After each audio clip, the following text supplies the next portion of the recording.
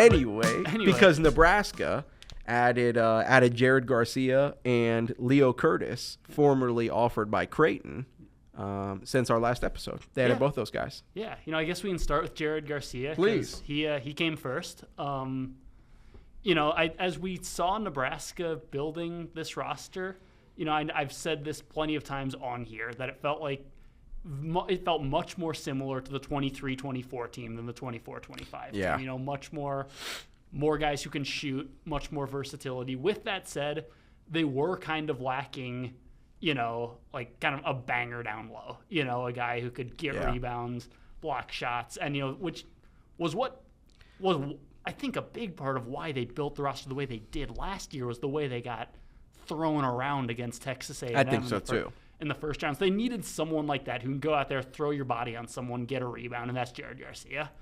Guys played for a couple different schools, most recently Tulsa. I think 6'9", well built. He actually can. He shot in the 30% from three, so he can. You don't lose that. He can keep a defense honest, but I think his bigger job is to just be big, be physical, be a bruiser, get rebounds, be like Braxton Mia last year, because they want that versatility, that ability to adjust to what you need from the opponent, from what the opponent is saying you need. Anything of that, especially in a league like the Big Ten with teams like Michigan, who are going to throw 2 7-footers at you on a given night. So maybe not next year. Yeah. Maybe they won't have 2 good ones like that. That doesn't happen every year. That doesn't come around. No, it certainly doesn't. But yeah, I think that's where Jared Garcia comes in. I wonder. There are some fascinating rotation questions to be asked with Nebraska next season, because there are a lot of guys who are going to come in expecting playing time, and not all of them are going to get it.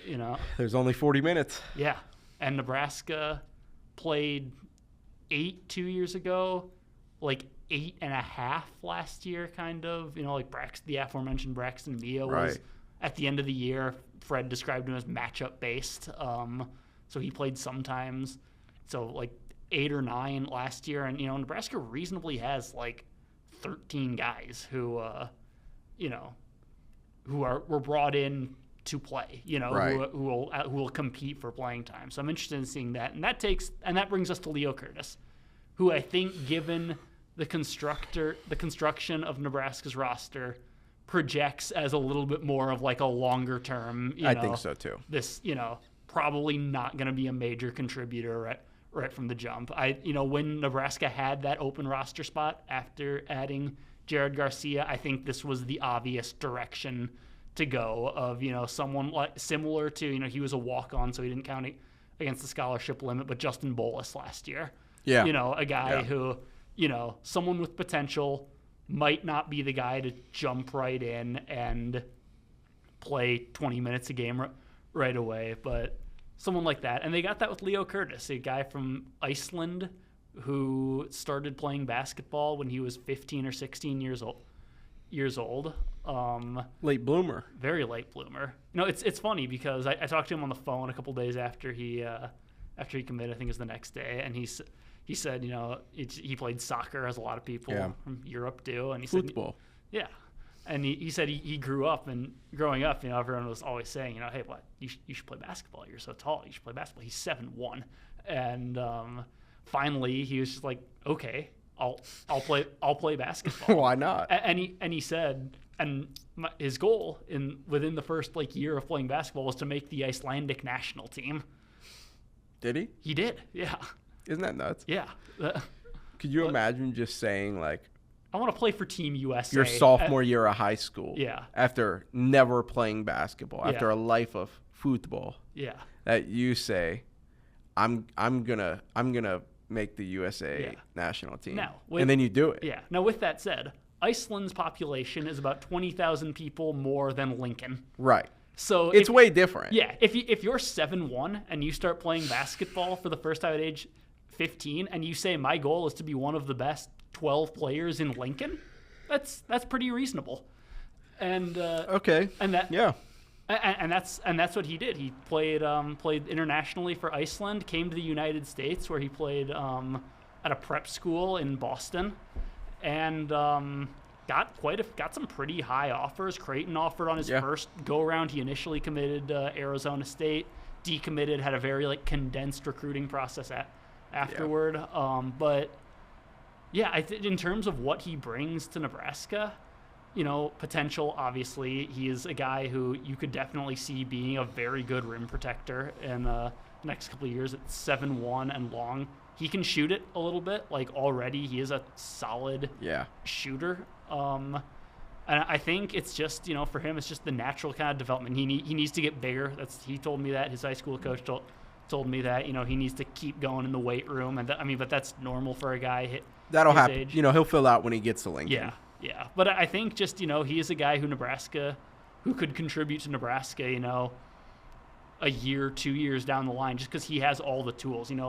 As someone who's only been playing very long, he's got so much room for growth. Yeah. And, especially he's already got a solid baseline of being tall and being able to shoot, which, already a guy who's 7'1" and can shoot 3-pointers, which he's capable of doing. That's a skill set right there. You can build on that. Yeah. So, I think a very, very intriguing piece for a team that needed some younger guys. We talk about how much Nebraska builds through the portal.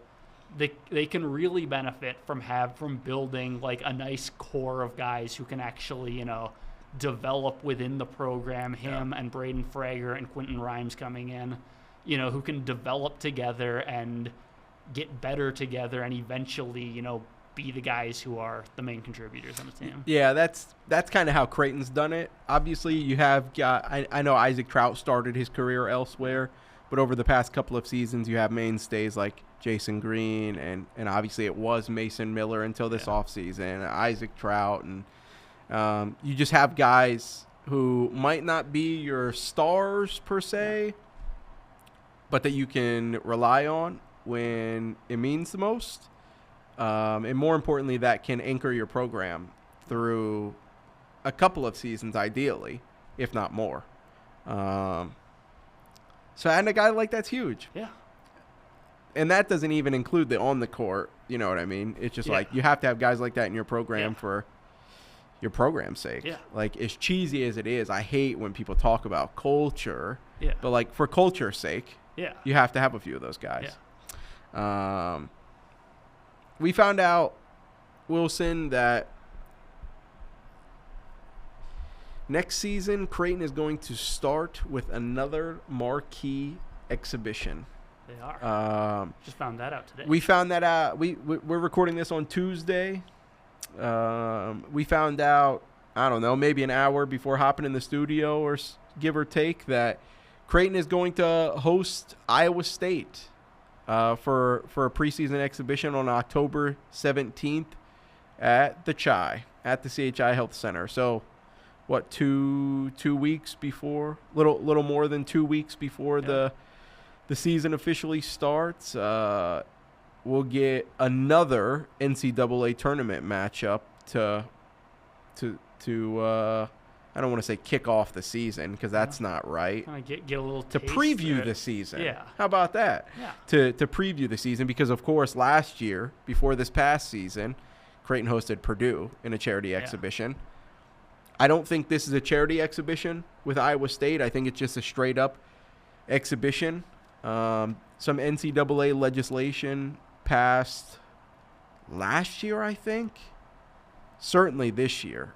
Certainly since last offseason, that allows you to have an actual exhibition, not a closed scrimmage with multiple Division I teams, I believe. You can do up to 2.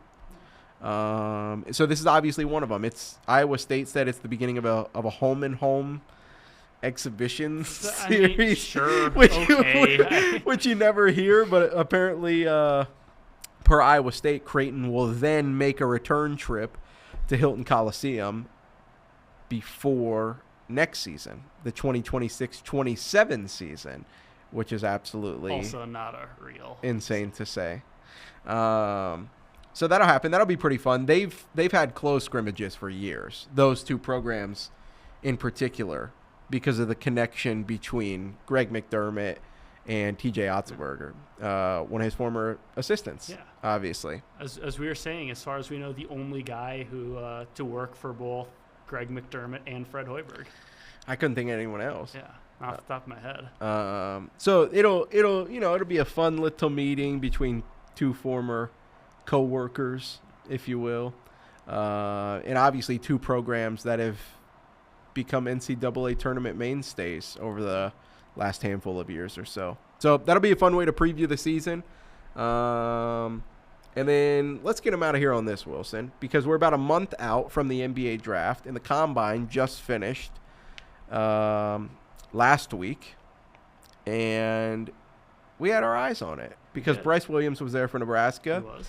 And Ryan Kalkbrenner was there for Creighton. He also was. And we had a couple of all-area guys here. Yeah. All-area, like this is an awards team or something. We had a couple of area guys there with John Tonji and Hunter Salas. Yeah. And I had my eye on them, too, because I wrote about them a little bit. What was your biggest takeaway from Bryce Williams' performance in Chicago? He had a very good final scrimmage of the day, and that'll help. I guess quick thing, my first impression was, look at Bryce's hair. We haven't seen him with hair like that before. Yeah. I don't know if you noticed that. Yeah. Because Bryce buzzed it. He did, and like his whole Nebraska career, he alternated between like the cornrows and letting it like kind of stick out a little bit. That is the first time we have seen buzzed Bryce. And buzzed Bryce. Buzzed Will. Yeah. I mean, we saw beardless Bryce last year, which was shocking to see. What would you do if I showed up beardless to an episode? I can't even picture you beardless. I think even though it's been a couple weeks since I've seen you, your beard looks like it's grown in a little bit more. How about that? Wow. Thanks, Wilson. Yeah. I remember last year we had... it's making me blush. We had Stash John last year. Stash John. That'll be back. When? I'm not sure. But that'll be back. This just gets too hot. Yeah. And I think that's probably what Bryce thought, too. Yeah, I mean, but this just gets too hot. This gets too hot. I don't have to worry about this. In like November, got to gear up before it really gets cold. Yeah. But in any case, at the Combine, buzzed Bryce played very well. I thought so. Especially in the last game of the season of the session. Yeah. And he's a guy who most projections have him not being drafted right now. I think he projects a little more as like a two-way guy, undrafted free agent type. But he but if he's going to sneak into that second round, it'll be performances like that. Getting in front of NBA scouts and GMs and showing them hey, this is the reason I was one of the best scorers in the country last year, because he has the skill set of a guy who finds a niche in the NBA. A guy who, a bigger wing who's long, is a good on-ball defender. Can score. Shoot. Yeah, and can score. And, in the NBA, he's obviously not going to be asked to create his own shot the way he was in college, but he's a guy who, if you need him to, he can space the floor, stand on the wing, and shoot 38% from three, So I think, he's got the tools to be a guy who finds his niche in the NBA. And I think, this week was a way that he showed that. Even just from a measurement standpoint, he measured at shorter than he was listed at. He was listed at 6'7" at Nebraska, and I think at Charlotte too. He measured at 6'5" and a quarter, which so in shoes probably 6'6", right? Sure. But I say that, but his wingspan was above average, even for some. So and that's probably more important. Elite defender. For what the NBA is looking for. So I mean, still a long ways to go, I think, if he's gonna get drafted, but he certainly showed what he can do and made a case.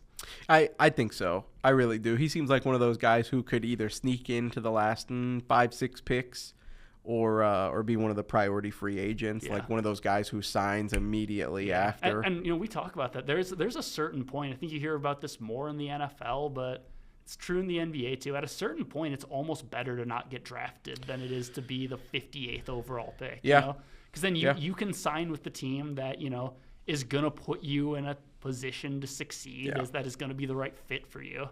That's what Trey Alexander did. Yeah. And he was the G League Rookie of the Year. Yeah. Yeah, once you get into the last 15 picks or so, it's really all about fit and opportunity. Yeah. Speaking of fit and opportunity, Ryan Kalkbrenner in ESPN's latest mock draft was mocked 35th to the 76ers. I like the fit. There are a lot of minutes up for grabs, a lot of uncertainty in that front court, Very dependent much on so. one Joel Embiid. And they've got some young pieces, but like that's why opportunity is there. So I like the fit for Ryan Kalkbrenner. All of that to say he's a fringe first round pick. Yeah. Didn't scrimmage at the combine. Didn't need to. He started 138 games at Creighton over 5 years. Point, like I think he was at the combine 2 point, years you ago. just kind of put everything. Yeah, on film yeah. that you Like can. there's nothing that he could have shown at the combine that he didn't in 5 years at Creighton. And I was talking to a ball knower. Let's just not anyone affiliated with Creighton or with the combine, but a ball knower who's pretty in the know on the NBA sense. And he said that guys like Ryan Kalkbrenner, elite defenders, especially like help defenders, they don't want to scrimmage at the combine. It's almost a detriment because there are not as many off-ball opportunities. Like there aren't as many help opportunities at the combine because you're not playing connected defense. Yeah. You're really living and dying by yourself out there. Like sure, it's like everybody's trying to get theirs. Everybody's trying to show out at the combine. Not a complex scheme going on. Yeah. So guys like that, I was told, often don't benefit from playing at from scrimmaging at the combine really because of those good situations. Point. I never thought of that before. But either way, what was impressive about Kalk were his measurements because, again, he didn't scrimmage. He was a true 7'1", barefoot, insane, with a 7'6" wingspan. That's wild. He was 257 pounds, and that means that he was a quarter inch taller, 6 pounds heavier, and an inch longer than he was at the combine in 23. So he grew a quarter inch at age like 21? Yes. Wow. Grew a quarter inch, put a little bit of weight on, which was always a goal of his, and his reach got an inch longer. Wow. Insane. You're not supposed to keep growing like that when you're already 7'1". Again, he's a fringe first-round pick. He didn't work his way up or play his way down because he didn't scrimmage. So I think he's in that like 30s area. I think he's picked anywhere from 28 to 38. I'd be shocked. I mean shocked if it's anywhere outside of that, whether it's higher or lower. I think he's in that 28 to 38 range. Philly would be a really fun fit. Again, that give him a chance to earn minutes right away. Because Ryan, I'm not breaking news here. Ryan Kalkbrenner is not Joel Embiid. But Ryan Kalkbrenner is the rim protector, like the true rim protector that a lot of NBA teams don't have nowadays. Because that's not where the game's at. Like in a league where everyone shoots threes, why do you need a true rim protector, right? Well, that's where guys like Rudy Gobert, Walker Kessler, that's where guys like that come in handy because the few who do it really well stand out for a reason. And I don't know if Ryan Kalkbrenner could have a Walker Kessler career. Like Walker Kessler's an all-star and an all-NBA guy, right? Like, but he could have a similar impact. Yeah. Like 7'1", 7'6" wingspan. You could, and you don't foul. Like you could have a similar impact for sure. In the right situation. I think Philly would be one of those. There's a couple others too, but we're going to talk about the draft as it gets closer, and we'll break down all of that. But I thought it was big for Hunter Salas and John Tonji, two projected mid to late second round guys who kind of showed what they were capable of in one way or another. Hunter Hunter Salas had 14 points, 10 rebounds, and was plus 23 in his first scrimmage. And then he had 9 points and 4 rebounds in his second. And then Tanji, let's see, I've got it. Again, I wrote about him. He was one of the best shooters at the combine. He finished 5th in the overall in the shooting drill, shot 72%, which is really, really good at 6'4". Yeah. Like, that's right where you need to be. Yeah. Shot 38% from 3 his senior season at Wisconsin. He had 3 points, 4 rebounds in his first scrimmage. And that at first was like, probably not what you want as a projected second round guy. Well, then he bounced back and he had 17 points and 7 boards in his second scrimmage. And you're like, okay, that's the kind of guy that people were wanting to see out of John Tanji. So shout out to a couple of Omaha kids. Yeah. Shout out to Bryce Williams. Shout out Ryan Kalkbrenner for showing out at the combine in one way or another. I think they all did. Yeah. Again, in one way or another.